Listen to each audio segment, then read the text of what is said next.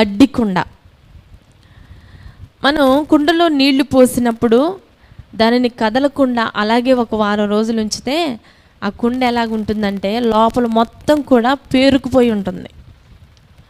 చాలామంది మనుషులను కనుక మనం చూసినట్లయితే మనిషి ఎలా ఉంటారంటే చాలా వరకు కుండలో నీళ్ళు ఎలాగైతే మనం పోస్తామో అవి వారం రోజుల పాటు, 10 రోజుల పాటు లేదా 2-3 రోజుల పాటు అలాగే ఉంచినట్లయితే దాని లోపల ఎలాగైతే మడ్డి పేరుకొని పోతూ ఉందో, దాని లోపల ఎలాగైతే తయారవుతుందో మనిషి హృదయాలు కూడా ఎలాగుంటున్నాయంటే క్రీస్తును అంగీకరించినప్పటికీ, రక్షించబడినప్పటికీ, ప్రతి దినము ప్రతి క్షణం ప్రభుతో ఉన్నప్పటికీ వారి హృదయాలు, వారి జీవితాలు ఎలాగున్నాయంటే ఒక మడ్డి వలె పేరుకొని పోయి ఉన్నాయి.